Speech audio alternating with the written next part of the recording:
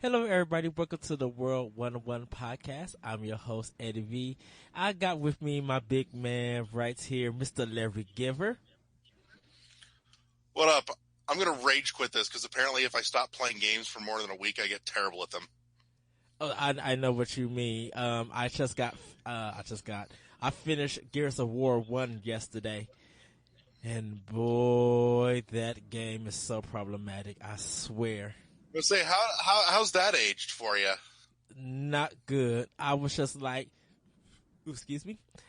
I was playing it and I was just like, okay, this is a okay shooter, but it's not a perfect 10.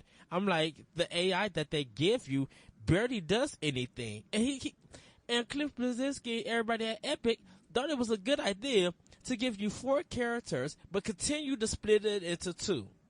Why? That doesn't make no sense. And I'm just oh,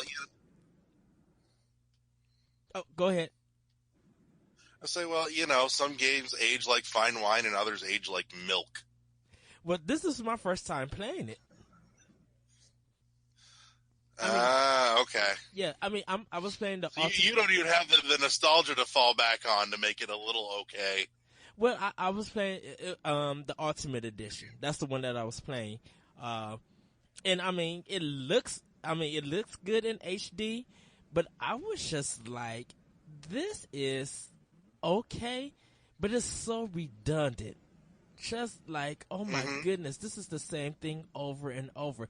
And I understand that, okay, and for the big disclosure, I did play it on casual. I didn't play it on a harder mode because I just kind of wanted to see what the game was going to be about. Like, just going it for the story and some of the gameplay ideas. But I was just like, this is boring. This game have these ragdoll physics. The AI barely works because most of the firefights that you're going to be playing is going to be basically you. And then when you get done doing the fight, he'll say Dom, who's normally with you throughout the whole game, he'll just show up and appear. It's just like, really. Some games you can pretty up in HD, but HD graphics don't change terrible fucking gameplay. Exactly. So, and I don't want to slam Gears or anything like that, but I was just like, this is not a perfect 10. And I could probably, and people say, well, you didn't do the multiplayer. Even if I didn't do the multiplayer, it's boring. Like, it just, it didn't I shouldn't really have to change do anything. multiplayer to grade a game correctly. Right. And it was just like, okay, I'm like, are you fighting in the streets, or is most of this game going to be taking place in a house or a theater? Like, it kept taking place like in some kind of castle, like in some kind of room. Like, it did, like, the fight didn't take outside that much. Oh well. So, I mean, it's an okay game, and since I'm going to actually rate this game, I'm going to give it 3 Yoshi coins.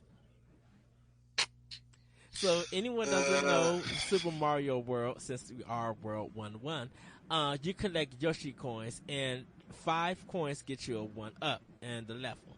So, on this podcast, if we gotta rate something, let's rate it with Yoshi coins. So I give Gears of War 1 3 Yoshi coins. It's not bad, but it's not fantastic. It's not like, oh my goodness, this is the best. Nope, I'm sticking with my rating system. I'm going to rate it at about a $5 mark. If I see it in the $5 bin, I'll pick it up, and I won't feel like I spent too much on it.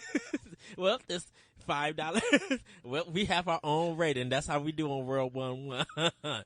Consistency, damn it.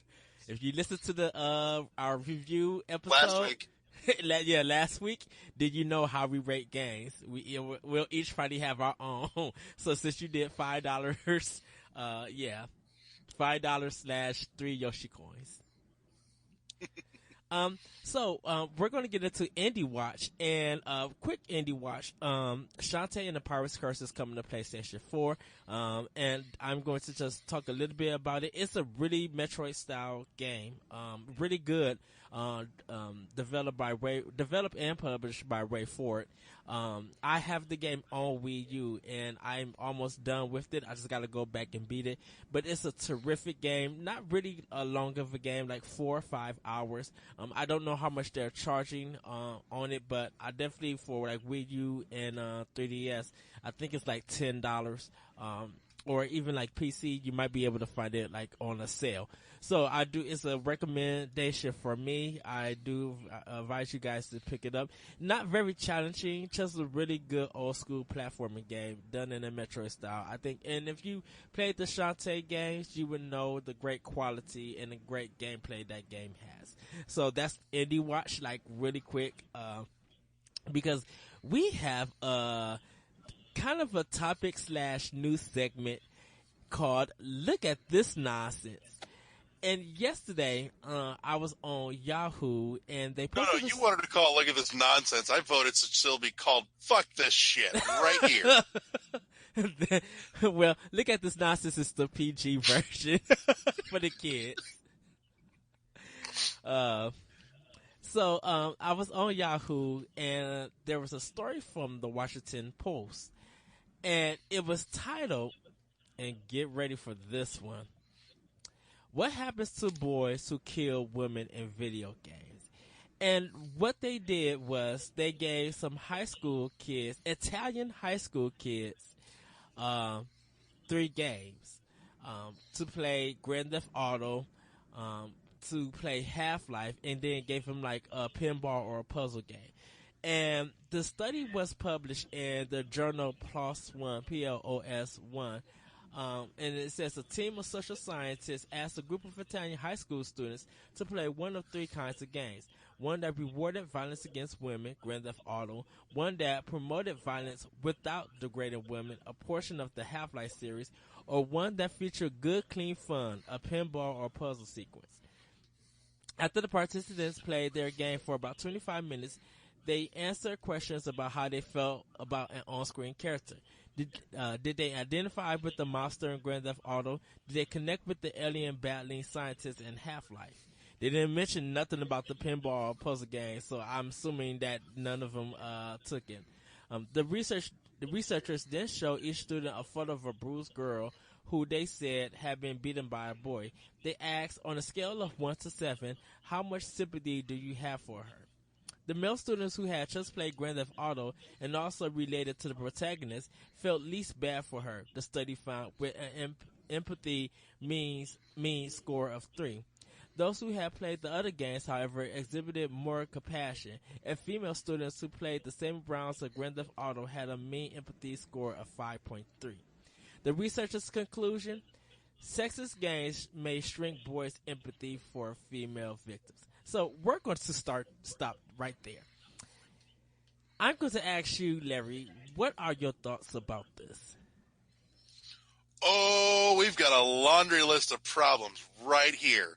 First off, the size of this study was retarded. This is, a study done on, what did it say, like 200 people? Yeah. That's ridiculous in its own right. Don't sit here and give me one study of, that minimal of a pool of like 200 people and tell me that your shit matters and I should care what it said. That's retarded. Second of all, let's talk about our selection here. We were just discussing earlier, okay, here's Grand Theft Auto, which we're still using again and again and again. And I get it. It's a benchmark. This was a social hot button and you've latched on, and none of you people have bothered to look at anything that's happened in video games in the last 10 years. So GTA is your go-to scapegoat for Irma Gerd, violence and women and sex. And the women are the one that's buying the game for the people. Yeah. But that aside, let's compare and contrast our selection here, because clearly these are 3 very, comparable things in order to, determine what the effects of violence are. We've got, GTA to show gender-specific violence. Here's a segment of game. I want you to kill only women. That's probably not going to work in any section of that game ever, but there you have it. Here's Half-Life. Go kill some aliens. Here's Peggle. How about a unicorn that shoots rainbows out of its ass? And what does playing Pego or some kind of pinball game have to do with them being shown of an abused girl or a picture being beat up? This is retarded. But that being said, let's get into the empathy issue. At this point, again, with that small of a testing pool, your variation in empathy could just be variation in personality, and your game choices had nothing to do with it. Not only that, but on top of that, what you should have been doing, to get a baseline, comparison is let these people try all three over the course of, do this one first this day, and then a week later come back, and then we'll repeat the same task with a different game, and see what the results. But it's a fucking mess. The other problem that I have in all this is that at this point, you can buy any fucking test, or you can write or conduct any poll like this to make your results say whatever the hell you want them to say. It's all dependent upon who you pull for this thing in the first place. So I put no stock in it. It's ridiculous. I don't care. Well, as far as empathy for women goes at this point, you know what? Video games have nothing to do with it. Well, this is the really weird part, is that why did you make the conclusion that it was boys, even though you let girls also play the game? You didn't say, you didn't say the researcher's conclusion, sexist games may shrink gamers' empathy for female victims. You said, they just automatically say, well, because it's it's been boys playing it, or they chose Grand Theft Auto, we're going to only make the conclusion. You didn't make no kind of conclusion about Half-Life. You didn't even make a conclusion about the puzzle or pinball game. So why even do a study like this? If you were just going to say, can Grand Theft Auto be a degrading game to women? Why not just say, sure, why not it just can, say that? but but you get what you put into that. But this is the complete problem.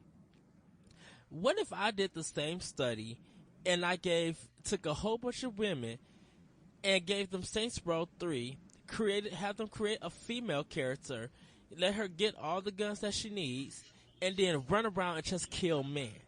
Like, beat and kill men, throw them off, use them as, like, shields. Like, what would that be the same conclusion, that it shrinks empathy for a male that's got a beat it or anything? And then to give them a cleansing palette, have them play Animal Crossing. Like would the results be the same? Pretty much no. This is stupid. You know what? I'm going to write my own study. It's going to say that, women that play Cooking Mama are holding back women are keeping women from voting. There. That's my study. I'm going to go find some people that support my fucking conclusion. I'll be back in an hour. Cooking Mama still makes people just do microwave ovens. Like really? Like, why are researchers and even politicians or just anybody still using Grand Theft Auto for their subject matter? Because they're still using video games. We haven't moved on to the next scapegoat yet. What, VR? I don't even know if that'll get its own scapegoatism at this point. It's going to get rolled in with video games. I'm calling it right now. VR, anything is just going to get rolled in with fucking video games. It's not its own thing. It won't get scapegoated, like most new mediums do. So it's going to be very weird, because I'm just like, well, phones have VR first before video games actually came into play, like PlayStation VR. So I'm just like, so you just deny all the phones and stuff, and there's been news all about this that you could read and research with, but you just wait till something comes on like PlayStation VR or something, or a video game console. Then you want to do a study and make a big deal about it? I don't know. It's like I said, I've got issues up one way and down the other with this whole thing, and I could spend way too long on a tirade about this subject. But if I do, we'll never fucking end this show. So, well, it's kind of weird that they call it a sexist game because it's not a game full of all women. Grand Theft Auto, it has adult males in it, and just because the main protagonist is a male character doesn't mean that you have to. It's not forced upon you to do anything to the women in the game. If you actually do the missions in Grand Theft Auto, most of them are male. Are you shooting at other men? Like you barely shoot at any women. oh yeah. If you really, go ahead. Like I said, there's way too many issues with this. At this point, how does the study change if, let's say, Grand Theft Auto had a female protagonist instead? Then is it sexist? I hate to to raise this, but this is just as ridiculous as like any. And I'm sure I'm going to piss off a few people for saying this, but the hate crime issue is it's you're dealing with the same thing essentially, because it's like, okay, one person of one color killed somebody of another color, automatically qualified as a hate crime. One person of one color kills one person of the same color. It's not. I'm sorry, was that not the same crime? Right. Wait a fucking minute. Man kills a man and it's murder. Man kills a woman and it's murder and you're a sexist asshole. No, it's still just murder, just of a different gender, you moron. Like, even if you even throw kids into it, it's still murder. Yeah. And it's just weird. So, what? Did those people play Grand Theft Auto? Even though they don't got no kind of video game console in their whole home? I don't know. It's a mess. Which I have to ask. This is a side question that I have to ask you. The company that made the gun that the person did the killings for the Sandy Hook shooting, I think. Oh, this yes. Did you? Oh God, I've been listening to this over the last few days on the radio. Did you read it or? Give it a little bit some context about it, because I just seen the title and I'm just like, wait, huh? That doesn't make sense. I'm still trying to make sense of how they're trying to pull this lawsuit off in the first place, just to get a judge to fucking hear it, because there's already a stipulation in place saying that gun manufacturers can't be sued as a responsible party in a homicide or a murder just because they manufactured and or sold the gun. And at this point, the lawyer behind this is trying to pull some weird legal bullshit where I don't know all the details, but I'm still trying to wrap my head around exactly how he's finagling this. But I heard about it a couple days ago, off and on the radio, and basically, from what I heard, the way he's trying to phrase it to get it even to be heard in court by a judge is still doesn't make a whole lot of sense. But so far, it's finagled him far enough that he's got somebody at least looking at it. So, but that aside, that's a whole different kind of fucking mess. That'll get me on political viewpoints for days. But you cannot sue a gun manufacturer who originally sold the gun to the mother. It was the mother's gun. And here's the other question. Did the mom buy it directly from the manufacturer, or did she buy it from a retailer? And at that point, then you can't sue the manufacturer because the manufacturer didn't fucking sell it to her. The retailer did. She probably bought it from the retailer, because the retailer would have to have some kind of background check with that retailer. She would have to have that information on it. Yeah. But in any case, back to the point at hand, this study is fucking dumb. I just find it so weird. I read this and there's a different viewpoint for some people. Be like, well, you guys are gamers, so of course you're going to think it's ridiculous. But me, as a person who don't play games, this might be information that I need. But the problem with this information is that it's not factual. You cannot come up with a conclusion about saying that it's going to make boys shrink, empathy shrink, after they just got done playing Grand Theft Auto. Grand Theft Auto has been, and even in the report it says the last one came out in 2013. This is 3 years. That was 3 years ago. If you talk to people who play Grand Theft Auto, there are some people who do those kind of acts. Okay, that's fine. It's open world.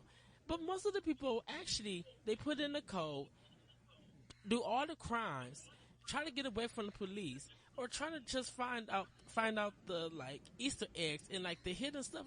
People do different things, and it's up to the player. I could play Grand Theft Auto 5 and look at the same picture and just be like, oh, she got beat up. I'm like, oh, my heart goes out to her. I'm like, I hope she's doing okay. It's because of the personal emotion that I feel. A video game is not going to change my emotion. Actually, and when you show me a picture, that doesn't make no sense. There's... the other thing too that just occurs to me is fucking context plays a lot into this too. Oh yes. How much buildup was there for me to actually care about the whatever hooker that I just killed versus sexism aside. I'm going to change this just a little bit to make the metaphor work, but let's go back to Shadow of the Colossus.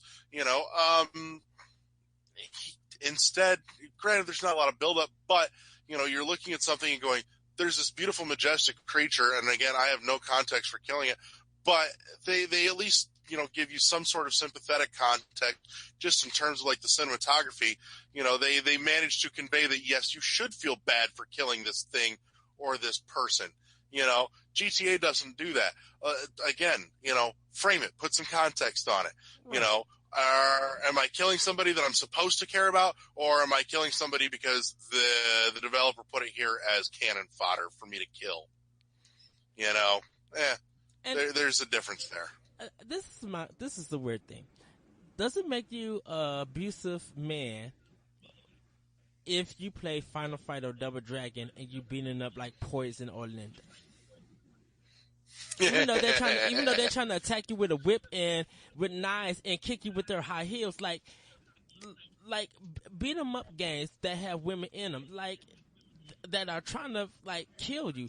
They have they're programmed to have the same thing as all the other enemies in the game, and that's to make you lose your life and make you get a game over. That's the purpose of it. You must defend yourself so that you don't get a game over. You put 25, 50 cents, or you bought a game, and you gotta beat them up just like everybody else. They were programmed to do that. It's a video game. It doesn't mean do it Oh no, you make plenty of sense here. Here's the other thing that I'm sure would have just come up if we had gone the other direction with this. Okay, we've got let's say that we take all the women in Grand Theft Auto, and there's no women in it. Period. It's an all male cast. You're only killing men, and it's just men killing men. Then we're going to get claims of sexism because females aren't represented. So okay, we'll put females in, and you can have females to kill, and you can have females do the killing. And then it's a fucking sexist issue again because you're killing women. Make up your fucking mind. You're never going to win. Somebody always wants something to fucking cry about. I'm sorry. I'm an asshole. I said it, but there it is. It just feels weird. I'm like, Grand Theft Auto is not a sexist game. It doesn't make you feel sexist because of you killing women. You're killing most of the men in the whole game. That's most of the missions. Anything that you do to a woman in the Grand Theft Auto game is all optional. Optional versus story progression are two separate things. You can kill all the women in Grand Theft Auto all you want to, but you're not going to progress in the story. Secondly, you have to worry about the star rating and worry about the cops coming to get you and kill you. Grand Theft Auto has a consequence, has a rewards and consequence system to it. And and all these researchers who do it, they never focus on that. Even politicians, they never focus on that. I'm like, there's so many factors in Grand Theft Auto. It's not the violence. The violence is cartoonish. Oh yeah. Well, and not only that too, but let's look at some of the context for the characters. Let's go back a number of years further, back to GTA with the main character Nico. Here's a character that honestly feels like remorseful. Here's a guy that doesn't even want to be involved in half the shit that he's involved in. You've got somebody that wanted out of that life and was thrown back in it. There's a sympathetic character. Yeah, sure. There's some player context to it there, but the story that they framed him with doesn't make him, an inherently sexist character. Right. So, yeah, the biggest problem that we have here is that this fucking study is a relic of a bygone era of, video game ridiculousness. We moved past this and somebody decided to dig up some old research paper and go, I want to do my version of this. And I'm pretty sure that's what happened. I have exactly no scientific foundation for that basis or theory, but I'm making it anyway, and I'm saying that it's scientifically correct because I'm that asshole. Well, this is my thing about this. Why haven't they did a scientific research study about adults doing crazier crimes than video games? Let's look at Lin Yi. That mug got in with the Chinese mafia, and he's been trying to protest Grand Theft Auto M-rated games. But he did something in real life that was worse than any mission in Grand Theft Auto, and he was a senator. Mm-hmm. Oh yeah. Or another interesting thing that we could have gone on is are the women that worked on Grand Theft Auto sexist people for having worked on and helped make this game? Oh. Do they have some sort of same gender hatred that they want to make a game where you're going around killing women? Do that study for me. Somebody get on that quick. Well, they can't do that study because they're getting paid to make that game, and they got to pay the bills because you don't do a job that you don't love. Some people could disagree.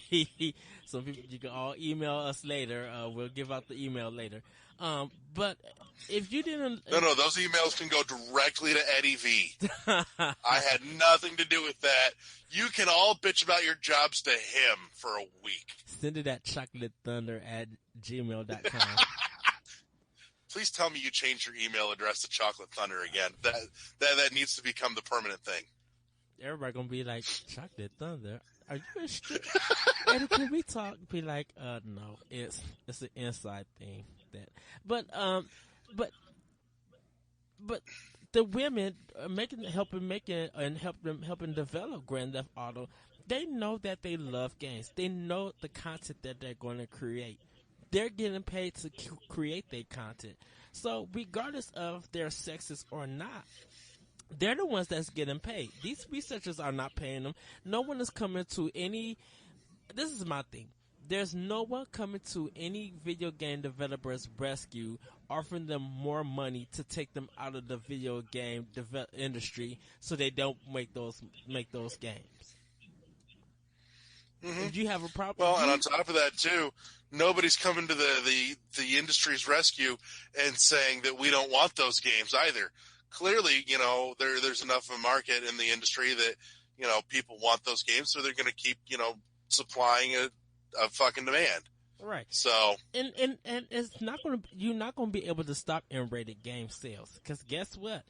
If the parents don't know about parental controls or anything like that, or they're fine with buying the game, guess what? Mom, can you buy me a $60 or can you buy me a $50 PlayStation card, Xbox Live card, a Wii U card.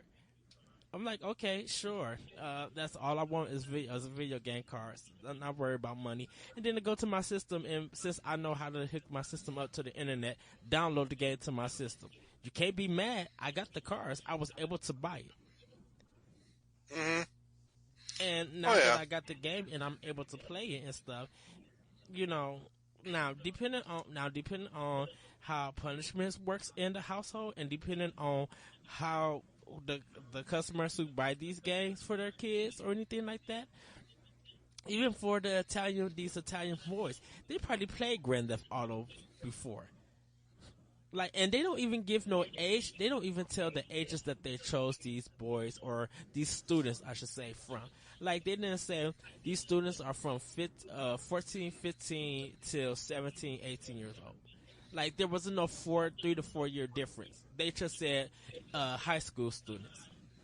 In Italian at that. Yeah. No, it's a mess. It was poorly conceived. It was poorly written, poorly reviewed. It's a fucking mess. And the Washington Post should have known better to report on this. But we wouldn't have this discussion if it wasn't for them, so. I know. You hear that, Washington Post? Fuck you. You just spent the last half hour of my life on something blatantly retarded. Like I said, just look at this nonsense. And you can check Yahoo. The title of the story is "What Happens to Boys Who Kill Women in Video Games."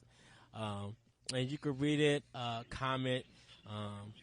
I just think it's the most craziest thing. Like, literally crazy. Like, it just makes no sense. Like, why are we still using Grand Theft Auto? Yeah. So. Anyways, I vote we put the kibosh on this one, because if I keep talking about this, I'm going to get angrier and angrier, and I think my head's going to fucking explode. Oh, no. Well, you might get angry at Cliff Bleszinski. Today, as of this recording, he said something about a game called Firewatch for PlayStation 4 and PC. And he called the game is too hipster, so he's not going to finish it. Sorry. Though he likes the guys at the developers. Or no, he don't like, he respects the people who made Firewatch, but he's not going to finish the game. And he got a lot of feedback from a lot of people. Some being sarcastic, and some people are just like being rude, like disrespectful. Some people are following him. And it's kind of weird. Like, when a developer makes a opinion statement about another video game, whether they like it or not, does it give them the right to say it, and does it give us the right to react that way? Well, you know what? First and foremost, they have a right to their opinion. That's fine. Everybody, everyone's got a fucking opinion. Everyone's got a fucking right to it. That's all well and good. In addition to that, reactionary wise, everyone, if you put your opinion out there, everyone is therefore then entitled to have a reaction to your opinion because you made it public. So, you know what? At this point, could he have possibly phrased that a little more pleasantly? Sure. But you know what? So he didn't like somebody else's game. What do you fucking do? Plenty of people didn't like his. Nah. I didn't care about his game. I thought it was fucking retarded. But that's just me. That's why I rated it $5. $5. $5 make you holler? Well, it'll make you holler, boo, this game is garbage. No. $5 make me feel like I finally wasn't ripped off for buying his game. But, that's my opinion. Oh, that thing that we all have. So, right. But in any case, he's got an opinion. He didn't care for somebody else's game. What do you do? I'm sorry, just because you work in the video game industry doesn't mean you have to praise everybody else's game. It probably helps your case a little bit if you're not an asshole about it, but you don't have to like everybody else's game. Not everybody's, not every game is going to be your cup of tea, and, your game is not going to be everybody's cup of tea. What do you do? Well, I think people were just like, why would you call a game hipster? Because it's about campfire, camping, like he's not all into walking simulators. Like, I guess because he's so known for Gears of War and action games like that, like shooting, like gun games and stuff, that's more of his speed than something that's quiet, something that's story driven. Like, that's not his thing. But to me is this is my thing. Has always been with Cliff Bleszinski. I respect him as a developer. I have no problem with them. I think he's more one note than he is a big celebrity that people made him out to be or made his ego out to be. I think he's just like really one note, and he only can make one style of a genre in the game. I don't think he is that creative to make anything else out the box. Like, I don't think he can make a walking simulator, something like Firewatch or Gone Home or anything like that. I think his philosophy is, you got to get them in the first 15 seconds. You got to hook them up with the action. Once you got them hooked, then you could build the game around that. And I don't really think that. I think if you look at Shigeru Miyamoto, he's tried different genres. He's made really different games that we love and respect them because you see the care and the creativity that's in that game. Because Epic is known for arena shooters or shooters in general, they can't create anything else. And like, even if you look at Lawbreakers, which is Cliff Bleszinski's new game that he's working on, it's another shooter, and it's going to probably get some. It's probably going to get some various feedback, depending on when it actually comes to public and people play it. It might get good scores. It might get average scores. People might use what he said about Firewatch against him. But I think personally for me, like Cliff Bleszinski, I think if he was going to be a developer that we could just like really talk about and discuss, I think he has to stop being a one-note developer and actually like try to create something weird. Like, if you want to be in a shooting arena, you have every right to do that. But let's see if you do a Contra style game. Let's see if you can make a role playing game. Let's see if you could like really get outside the box and do something instead of what makes you for who you are as a one note character. I mean, not character, but a one note developer. And here's how I look at it. He may actually be onto something, or at least partially. He may be a one-note developer, and that's okay. Because the thing is the note that he plays has a lot of people that like to fucking listen to it, and that's fine and well and good. Do they not deserve to have games that they like where you can pick it up and here's action and go and kill shit in the first 15 seconds?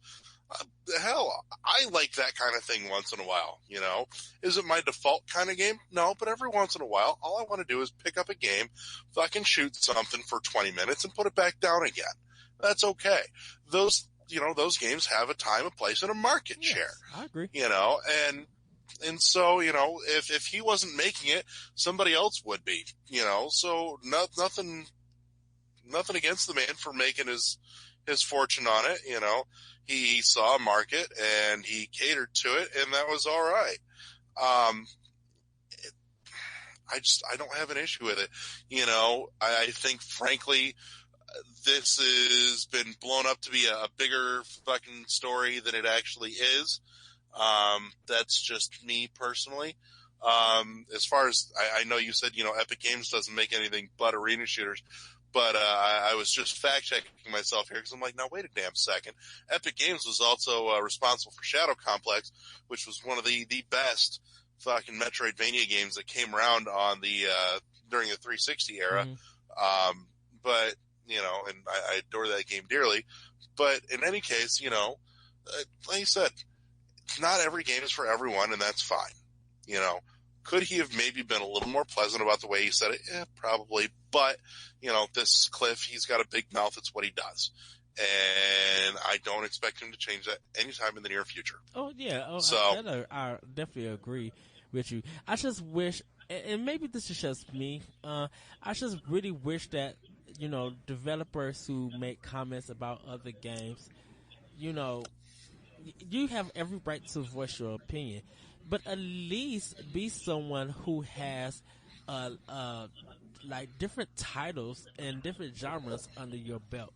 Like, you could say so much about Shigeru Miyamoto all you want to. You can even say a whole bunch of stuff about Hideo Kojima, but I'm like, those two developers, they have tried to make other games in different genres. I'm like, Hideo Kojima made Snatcher, which is a click and point and click adventure before he got into the Metal Gear Solid franchise. You can. No, more importantly, Kojima Games made Boktai. Because Boktai was fucking awesome. I love Boktai. It's so good. Very creative. And get some sun, damn it. Here, take your Game Boy, too. Very creative game. I used to draw some of his artwork and the EGM ads and stuff. I love Boktai. The second one was good too. The second one wasn't too bad. But like, those developers got something underneath their belt, and I believe, sometimes they be like, well, we can't make those games because that's not our philosophy. But you could see some of those ideas in different games that they make because they try different genres. Miyamoto may be known for Mario, but look at him. He helped create The Legend of Zelda. Like, he overlooked different projects and give the A-OK and just be like, if you have an idea and you think about it this way, let's be a little bit more creative. Like, make it very unexpected. Cliff Bleszinski, what can we expect from him? It's a shooter and this cover base.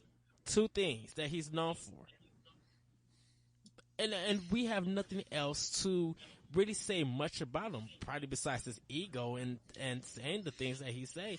Like, and that's probably like four things. Just like, what else can we say about him that's going to make us really have a good discussion compared to where Miyamoto and Hideo Kojima, and definitely Hideo Kojima, like with the Metal Gear Solid, he's known for that, but he has always tried to do something different. Now, I could say this about Hideo Kojima: he wants to make movies. Yeah, that's fair. Now, I will say what's not fair is I'm really going to disagree with you here.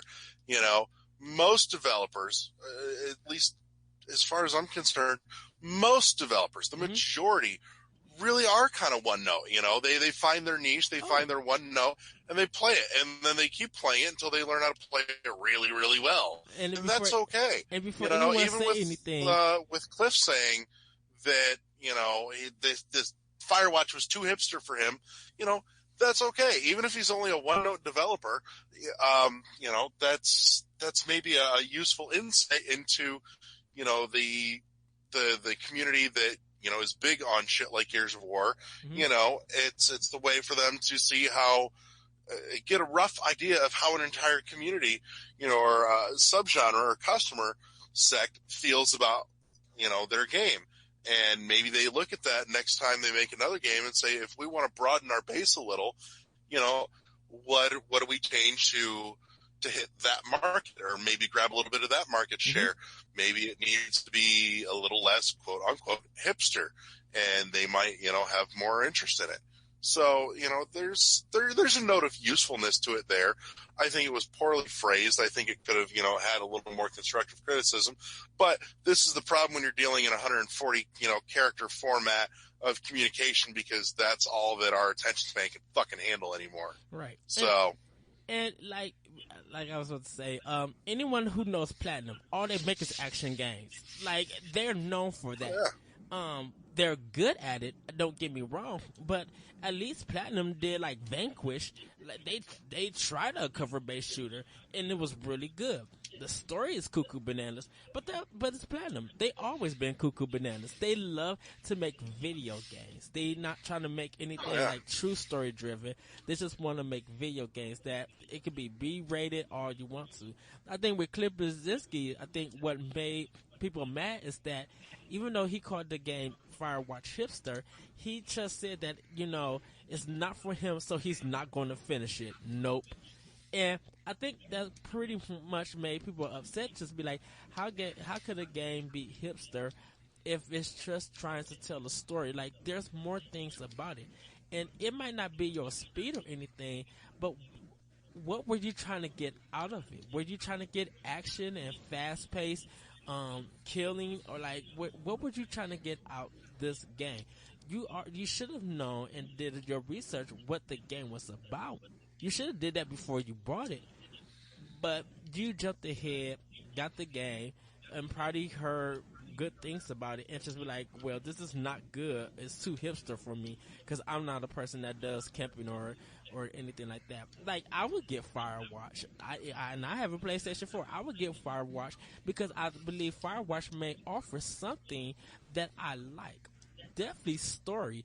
It may be the good music that's in the game. It may just be the artwork itself. There's a lot of stuff to get out of it, and I think personally, for me, with Cliffy B saying what he said, I think he's missing so much.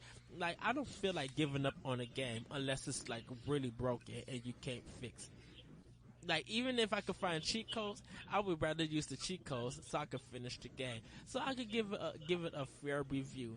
Like I said with the Gears of War that I talked at the beginning, that I wouldn't give it a perfect 10. I gave it 3 Yoshi coins. It does some things good, and I played the game, yes, on casual, but I finished the game to see what it was about. And I gave it a fair shake. I didn't be like, this is boring, so I'm not going to play it because it's redundant. Well, you know what? I have no qualms with giving up on a game. Frankly, if my general rule of thumb is if the game hasn't given me something to hook me in within the first hour to 2 hours, I'm okay with putting it down and not feeling fucking bad about it in the least. Yeah. Because at that point, if an hour to 2 hours is ample time to, for you to get your foot in the door and get my interest going. I shouldn't have to go 10 hours into a game for it to finally make me go, oh, I want to finish this now. No, I should at least be invested or interested enough within the first 2 hours tops in order to push forward on a game. Now, as far as what you were saying about, homeboy Bleszinski should have done his homework on what he bought and what he was getting into. You know what? At this point, I'll give him the benefit of the doubt and I'll say props to him. Every once in a while, I'll look at something and go, you know what? This is not something I would normally play, but fuck it. I'm going to pick it up. I'm going to take it home and I'm going to put it in my little game box there. Right. And, try something different that I don't normally get into just to see if, maybe something's got a neat hook to it that I might enjoy it. And, there's something to be said for reaching outside of your box every once in a while. And maybe that was the case. He heard a lot of good things about it. Thought, looking at it, it's not my thing, but, maybe there's something there. A lot of people like it. Fuck it, I'll try it. It's outside my box. It's good to expand your horizons a little. Yes. And you know what? Credit to the guy for playing something that he wouldn't have normally otherwise played. Even if he doesn't finish it, you have no obligation to it. He just, said the honest thing. It's like, I played it some. I didn't like it. I'm not going to finish it because I didn't like it enough to finish it. Why the hell should I spend my time traipsing through a game to finish it if I didn't like it? For fuck's sake, my time is limited enough as it is. And, obviously even now more so, why am I going to spend my time playing a fucking game I don't like when I could take that precious little bit of time and play something that I do like? Because they didn't check the reviews, Larry. They didn't see that the dollar amount to that game was worth it. If he would have known if he would have known Firewatch was a $5 game, he probably wouldn't have picked it up. Well, and again, know your reviewer too. To Cliff, Firewatch is a 99-cent game. Right. To somebody else, I'm sure that's a $60 game. They would have happily paid $60 for it and felt like they got their money's worth out of it. It just depends on who they were listening to. Yeah, and I agree. I But- agree.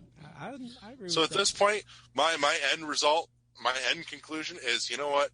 I'll give him the benefit of the doubt. Props to him. He reached outside his box. He played something he wouldn't know otherwise. Good for you. And I love when people have variety of genres in their video game library. Like, I don't really own that many sports games, or pretty much none at all. And I want to consider Mario Kart like racing, because that's more arcadey. But you know, I will play something like Madden and lose because, you know, my friends want to play and I want to experience that.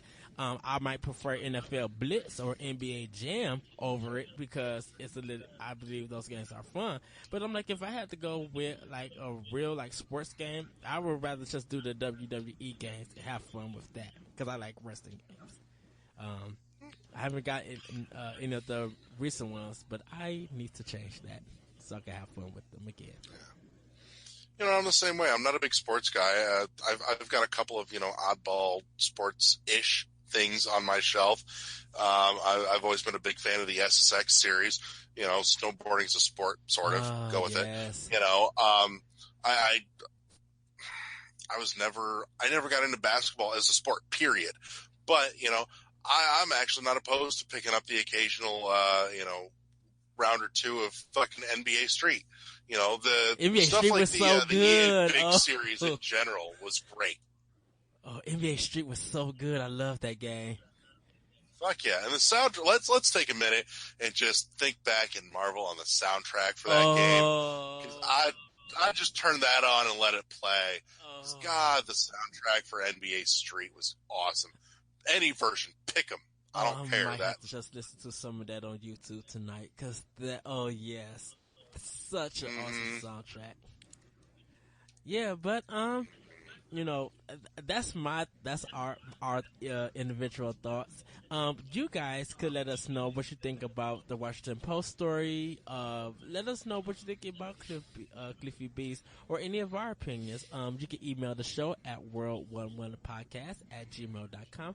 That's WORLD11 at podcast@gmail.com.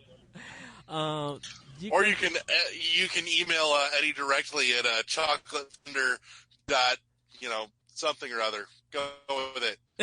Chocolate Thunder email address. I need you at Chocolate Thunder. No, you gonna make it for me too. Just be like, what? He's just like, Eddie, you need to check this out. Click chocolathethunder@gmail.com. I'm like, oh my goodness. Or as Adrian said, hot fudge. Hot fudge for the sweeties out there. Larry, where can we... Don't forget Pimp It too. We just put up a Facebook page for the podcast as well. You know, we'll be putting up the weekly offerings up on the Facebook page as well. If you want to, you know, get out there and interact with other listeners, interact with us. Fuck's sake. You know, if you're listening, tell us. I'm sure there's maybe 3 of you, but I would like to meet the 3 of you, please. So, you know, look us up on Facebook, World 1-1 on Facebook. You'll find us there. You know, join up, hit us up. Let's get some conversation going. Let us know what you want to hear about on the show. Yes. That way too, we have an easy access. You know, we can put up a post, say, "Hey, we're getting ready to record. We'd love some questions for, you know, tonight's show." Yes, and we would love to hear from you guys and be able to respond. Because E3 is coming up in 2 more months, and we'll probably be making predictions. Who knows? That's the normal thing. But we may just do something different. My prediction is there'll be video games. My prediction if I'm wrong, I'll eat my hat. My prediction is going to be a whole bunch of video game trailers, and then half of Sony's is going to be PlayStation VR. Unless Microsoft decides to do HoloLens, and we'll see how that goes. My prediction is Sony goes back to old habits and starts traipsing out sales numbers as half of its E3 presentation again. Because that's what you want to see for 30 minutes, isn't it? No, you want to see made up... You want to see made up letters to announce the next game. That 2014 presentation was terrible. I might have to go research all the E3s and just laugh at them. Just be like, really? And how did that game turn out? Yeah. That'd be something to do. That'd be a fun project. Larry, where can we find you? Facebook. That's about it. I'm out there. Larry Giver, Giver, Givers and give her a hard time. She doesn't spell it right. I'm out there on Facebook. Hit me up. Other than that, I would love to hear from you on the podcast Facebook page. Easiest way to get in touch with me is there. So, reach out, join up, shoot us some feedback. Let us know what you want to hear, what you like, what you don't like. Also, I'm hoping I'm not speaking preemptively, but shout out to the band Orgy, by the way, in the works, trying to get some permissions and blessings worked, where we're looking to pimp some of their music at the front end of our show. Been talking to them; they've been absolutely fucking super cool, and I'm hoping this runs smoothly and we then have permission to put some awesome tunes in your ear holes at the beginning of the show, and working on that. But again, shout out to them for being way fucking super cool. They've got a new album out, Toxic. Go check it out. They're phenomenal. New album is great, and they are touring again. Go check out their page and see if they're coming somewhere to you, because they do a fucking great show. Yes, check them out. I heard the demo that you made, and I'm just like, oh, this is so good, so fitting. So great job, Larry. The whole rest of the album is awesome, and there's more new stuff coming, so keep your ears peeled. Yes. So shout out to Orgy. You can find me on Twitter at @ThatRetrocode, ThatRetrocode. I also do another podcast called Optional Opinion, where you can find also this podcast on SoundCloud. And I do another one called The Deluded Geeks. We just did a recording for the movie 10 Cloverfield Lane. So that will be out hopefully soon, in a couple of weeks. So you guys can check that out at the AnomalousRadioNetwork.podbean.com. You can find me on Facebook under Edward Varnell, EDWARD, V as in Victor, ARNELL. And like I said, hit us up on World 101 Podcast. Check out Orgy. Check them. I believe they have a Facebook page also, right? Yes. Search for Orgy Music. Orgy Music. Okay. And that's yes. That's ORGY. Yep. That band from like 10 years ago that had the awesome cover of Blue Monday, that's them. They've got new shit out, and it's awesome. Yes. And also Adrian Nieto, you guys could check him out at The Frozen Machine. Hit him up also on Twitter at The Frozen Machine. He's been working on his game, Tuna Cycle, so cannot wait for it to get our hands on that. And you can check previous podcasts to get more information about that. So with that, we are out. Everybody have a great week. Have a great weekend. Hopefully everybody is, gaming, and I definitely will be picking up Star Fox Zero this Friday. Cannot wait. Or by the time you listen to this, I will already have Star Fox Zero. Because I just got Bravely Default and Quantum Break, so I cannot wait to get into those games too. You need some Fox McCloud? Oh, yes, I do. Yes, I do. Did you see that fucking ad? Have you seen that ad? Oh, my. Look it up. Okay, I have to go look at it. It's on Nintendo's Facebook page, and it's ridiculous. I miss Star Fox. I cannot wait. I want to take time learning the control, and I want to be horrible at it because I want to get better. And I just cannot wait for the game. I'm not even worried about the reviews for it. I just cannot wait to have this game in my hands. On top of I have to finish Uncharted 3, so I can get ready for Uncharted 4. Oh, man. And at this point, can we stop calling that series Uncharted? We've done 3 of them. I think we've charted it pretty well. Yeah. This is supposed to be the last one, so get your I call bullshit.